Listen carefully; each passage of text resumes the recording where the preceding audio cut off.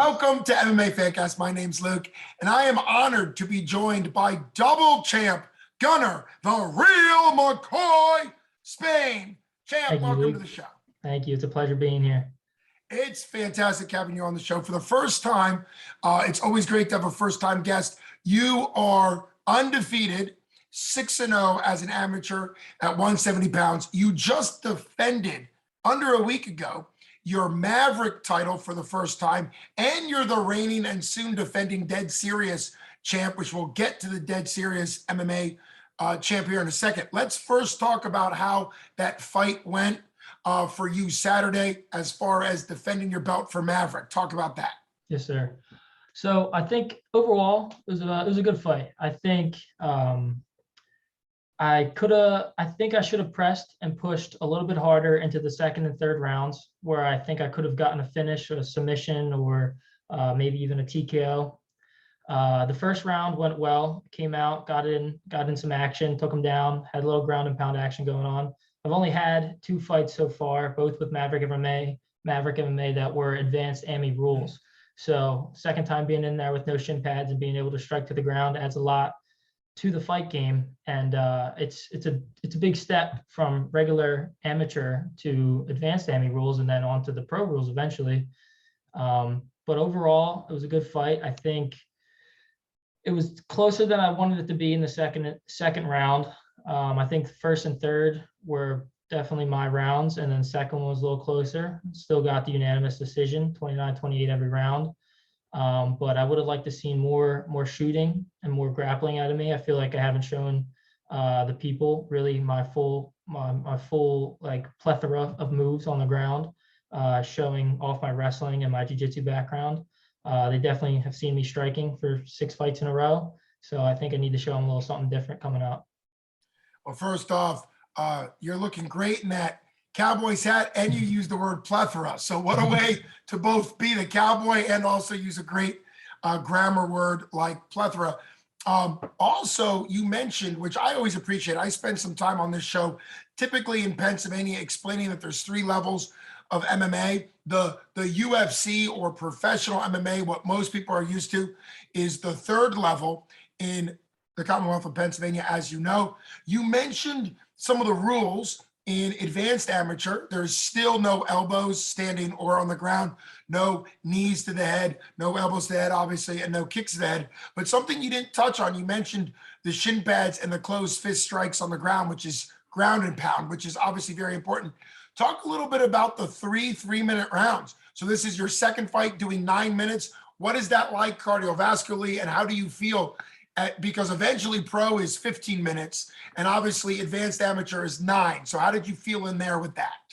You know, it's the 3 threes still feels more of a sprint to me. Like we use those analogies where like you do the 3 twos, that's really a sprint. That's 100 meter.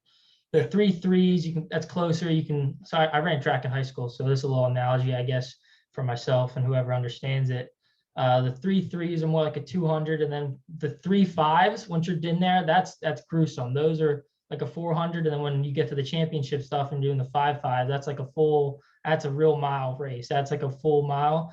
And I think the difference between them is exponential in growth when you're actually out there. Like 2 twos, you're going balls to the wall for 2 minutes because it's fast, it's quick, and it's hard, and it's rough the whole time. 3 threes, I feel like you still should be pushing the pace. That's why I think my last fight, I should have been pushing it more. Like that's 3 threes. Like we train 10 fives every weekend. So I'm not worried about 3 threes. I should be able to push that pace the whole time. And then once you get into the 5-minute rounds, then you can be more, not laid back, but you can take a little bit more time and like pick apart your opponent and figure out where you want to be in the match, how you want to take it, where you want to go to, because it gives you a lot more time just in the cage compared to the 2 twos and the 3 or the 3 twos and the 3 threes. But that's really where it looks like for me, because like it's really short. Like you don't realize how short like you'll do a 5-minute in the room and that'll feel long or that'll feel short in the room depending on how you're feeling that day. But when you're in the cage, like 2 minutes, 3 minutes, that's really short. And that's just, you got to be pushing it. But like 5 minutes, then something will happen where there's a break in the period, a break in the time, and you'll be able to slow down and really, really grasp yourself and be able to get back into the fight. Well, a great word that I think would describe what you're talking about at the pro level is methodical. Yes, The fact sir. that you can set up your game plan a little bit. You can kind of what has always been talked about in MMA, which is the chess game, that in real developed chess, you have to set traps and things like that. And obviously that happens. We see that a lot of times between round 1 and round 2 at the pro level, that timing gets figured out, head movement, patterns, things like that, some feints that can then turn into real striking because the person now thinks, oh, he's just going to feint the head kick or whatever the example is. I actually was a track coach at the collegiate level for about 15 years and actually had an All-American in triple jump. I'm a jump coach. So your connection to the sprints in track is very fun. And off topic for MMA, but what were your main events in high school track? What did you specialize in? Yeah, so from my freshman year to my senior year, I ran the 100 and the 4x1 relay mostly. I'm a shorter build, just got big stocky legs, so I ran with all the fast kids. Those were my best. I did the 400 one time and told my coach I don't want to do that anymore. That one's a rough one. I think I did it sub 60, so like in high school it's okay. Yeah, sure. But You never did the 2, which is basically you got to start on the turn, which is an odd. You got to accelerate on the turn, and then the home stretch, which is your 100. I did it once, but we had 2 kids on the team that one of them now runs for Penn State. Okay. His specialty was the 200. So him and his brother really were the ones that stuck and were our show guys at that race. But I actually had a really good track team and a couple of guys, and I actually got to run in the Penn Relay trials down the road from me here. So that was a good experience in high school. It was really cool. Well, that's good for pressure and performance under pressure. One of the things that's very similar, I know a lot of people kind of might find this odd, but what's similar about track and MMA, and I've coached both, so it's an odd combination, is it's an individualistic team sport, right? Yep. In track and MMA, you train with people to get you better, but at the same time, it's usually one-on-one or one on a field, but it's you're competing in a very intense, focused way. So I think in many ways, it prepares you for kind of that mental prep as well as the focus. And obviously, some of the other team sports like football prepares different things. One negative to football is it usually teaches athletes that they get that recovery time. And football can be great for the intensity and the explosivity and the athleticism. But one thing I've seen with taking football athletes to MMA is that they're used to about 8 to 15 seconds of work and then 30 seconds to recover. And that obviously doesn't happen. Let's talk a little bit. You're undefeated, you're 6-0, you're a double champ. We're going to talk about your championship status, which is fantastic. But what transitioned you from high school, or when did you transition is a better question, into MMA? Kind of take me through that, because this is the first time you're on the show. I'm excited to have a double champ on the show, somebody who's obviously regionally ranked and nationally ranked on Tapology. But let's talk about your transition from whatever you were doing into MMA.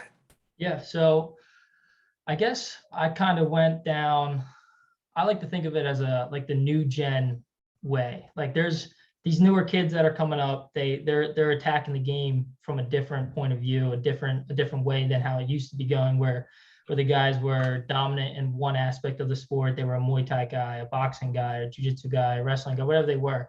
So from a young age, from 4 years old, I actually started with Muay Thai and boxing. Actually, I started with Muay Thai. 8 years old, I started boxing, and 10 years old, I started grappling. So that was like my younger childhood. My first fight was at 8 years old. It was a Muay Thai fight. I was a little chubby boy back then. So I was 8 years old, fighting in the 10-year-old bracket because they were the only kids the same size as me.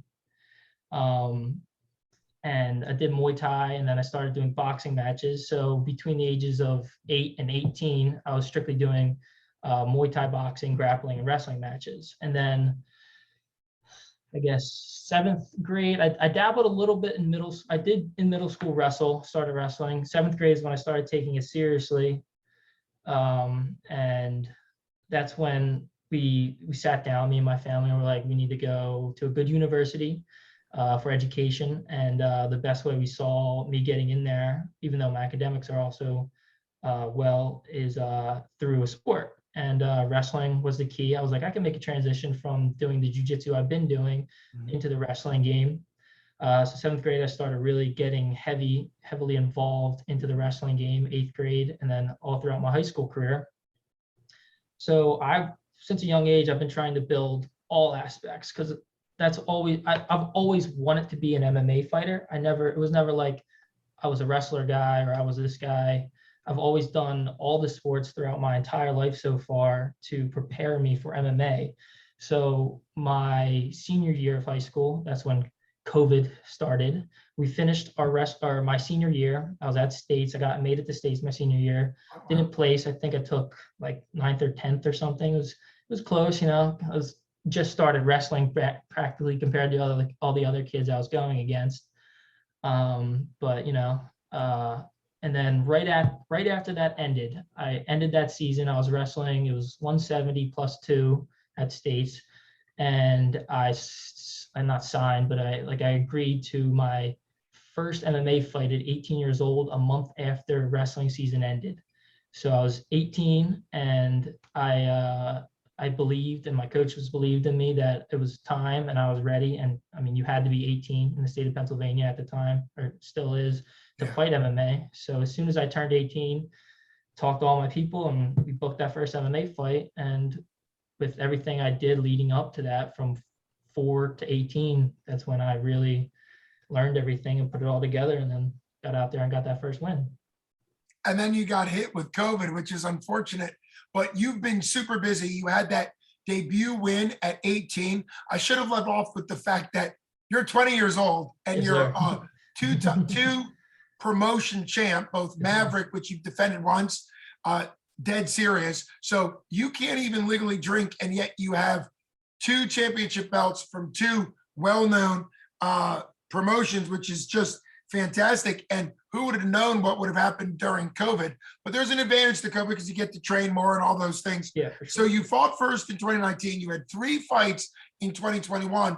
You're already 2 fights into 2022.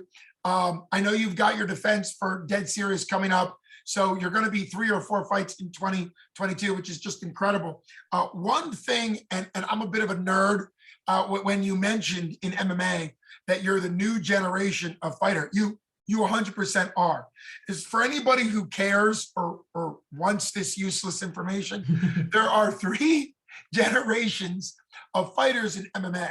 And the first generation didn't necessarily last super long. That is the Gracies, or people that came in to any type of MMA with one martial arts only, and the goal was to prove that was the best. You had sumo wrestlers in the UFC for first little bit. You had several different techniques. You had pure boxers. Bart, somebody ended up being sort of unfortunate in UFC 1 with a boxing glove on, but he only knew boxing. He actually tapped to being in mount to Gracie, and you'll never see that again. No one will ever tap to a position. He didn't know what mat was, and so he tapped out. That's kind of an example, good or bad, at what Generation 1 is, where they had one style, one technique, and they were going to prove that was the best. Generation 2 lasted a long, long time, and to some degree is still going on. There's so many examples, but a DC Cormier is a more recent example of somebody who came from a really good background, in his case wrestling, and ended up knocking guys out. So he ended up adding boxing to his wrestling. Chuck Liddell, there's many other examples, pretty much everybody up until you guys. And the third generation, which you described perfectly, which is kind of crazy. If you started following MMA in the early 2000s with the tough #1 boom like I did, you would never think that a guy named Gunnar McCoy Spain would start training some type of mixed martial arts at 4 or 5 years old. But that's Generation 3, whereas you've always wanted to be MMA. You used wrestling for the experience to add into BJJ Muay Thai and all those things. So really you are the new breed. And of course you are 20 years old, which is just spectacular. Congratulations on making it in wrestling to states. That's obviously a huge deal, particularly in Pennsylvania. State wrestling is a big deal. And just having that experience helps you. Now let's talk about the fact that you are the Maverick champ. Let's back up. What was the first title you won? I'm guessing it's Maverick.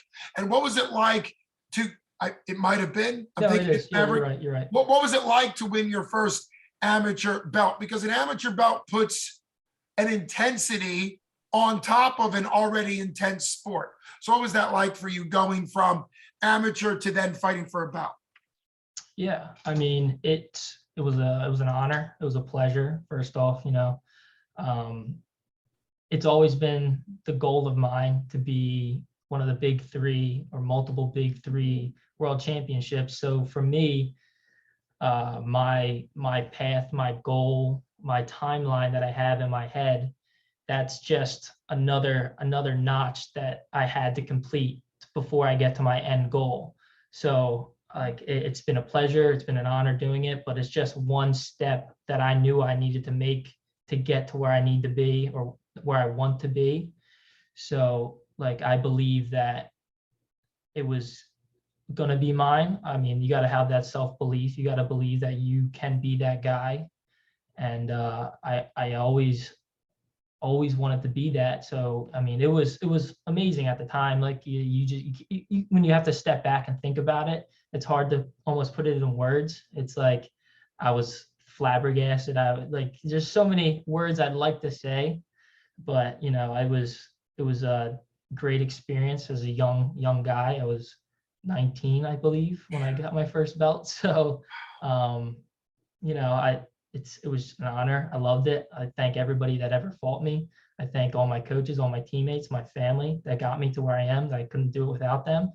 And I think it was a pivotal moment in my career, getting the first one, because it just shows that I'm serious about this and this is what I want to do, and I'm not going to stop until I complete the goals I have set forth for myself. That focus, that drive is impressive at any age, particularly you being 20 and recognizing that, like you said, you have a long way to grow. I mean, it's exciting that you're undefeated, that you've got 2 belts. And at the same time, when you look back on your career from the perspective of whatever that is, we've seen MMA fighters fighting even longer into their late 30s, early 40s, depending on what's going on, obviously. And so you potentially have another 20 years in the sport or something around there. And so at some point, looking in hindsight, your amateur belts are going to be just like little hills before you get to the big mountain of one of those big 3 promotions and title belts and all of those type things, which is just fantastic, your mindset. Talk a little bit about what it feels like to go from this fight in August. Talk about your dead serious fight, the date. I know it's sometime in September. What's it like with about a month in between? How do you keep that momentum, focus, all those things? Yeah, for sure. So, I like me, my dad, my team, mostly my dad. We always like to joke around with each other, say different things, but like we always say like you should be ready to fight any day of the week, anytime, whenever, doesn't matter where. So you always got to be fight ready. So like if you're not fight ready, then you're not training, you're not doing what you're supposed to be. So there's no break. I don't take a break. I fought and went back to practice Wednesday, yesterday. That was my first day back. I took Monday and Tuesday, or Sunday, Monday, Tuesday off to heal. I had a couple bruises in my leg, whatever happened, and then get right back to it. So I stay in fight shape 24/7, 365, as best as I can. I try to eat healthy all the time. And, it's not a very fun lifestyle, but to be where you want to be in the future, it's the sacrifices you have to make now to accomplish your goals later. And, the fight coming up, we were looking at guys, seeing who they can get for me. That's always the hardest part as an amateur. So, that's the big step. But I mean, really, at this level, you got to go out there and make it your kind of fight, make it your fight that you want to fight, put him in the positions you want him in.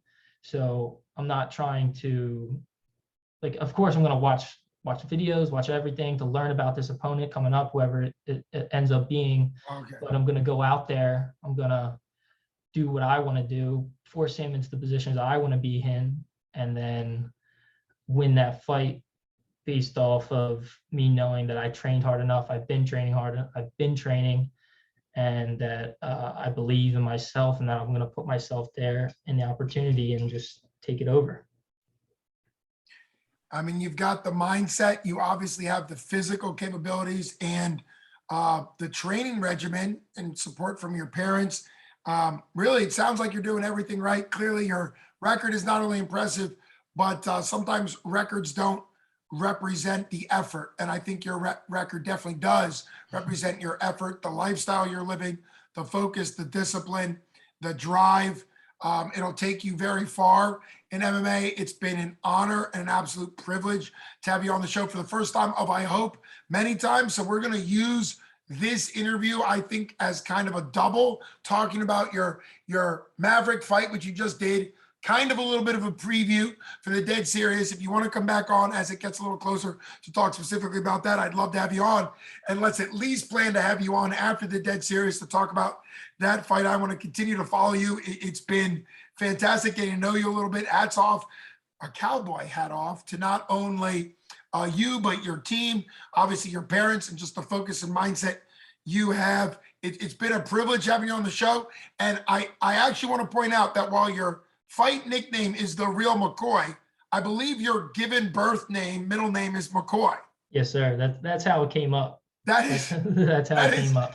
That is incredible. Is that something like your parents just like sort of a more country sounding name, or? So did you I guess, if you've seen some of the videos, have you seen my walkout song and like other songs? So my walkout song is Cowboy by Kid Rock. Of course. Within the song, he states the lyric, the Real McCoy, like I am the Real McCoy. You know, the saying is just the original, genuine. Like you are the first. That's what that is. So just growing up, every song me and my dad would listen to, I grew up listening to his music. So like that song was very catchy, and he liked the Real McCoy, and my name was McCoy. It was my father's middle name, so I was gifted it from him. But then just like the song and like being a cowboy, you know, whatever, in the gym or going around when I was younger, it was kind of just like an unspoken kind of name. And then somebody said it, my dad said it, and they're like, what are we going to call you? And my dad said that, and then my coaches liked it, and it just kind of, you know, meshed, and it worked. It was my name already. So why not run with it? Yeah, that's spectacular.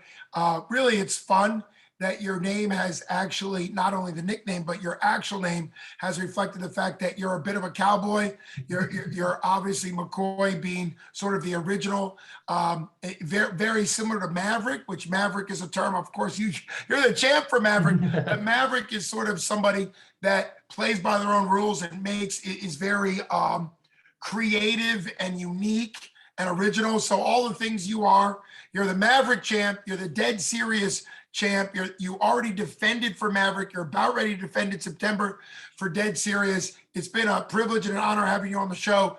Two-time champion, 2 different belt holding for you. It's just been fantastic. You've been listening to Luke Payson for MMA Fancast, and first-time guest of hopefully many, many more, Gunnar, the Real McCoy, Spain. Thanks so much, champ. Thank you, guys. It's been a pleasure. Got it. Thank you.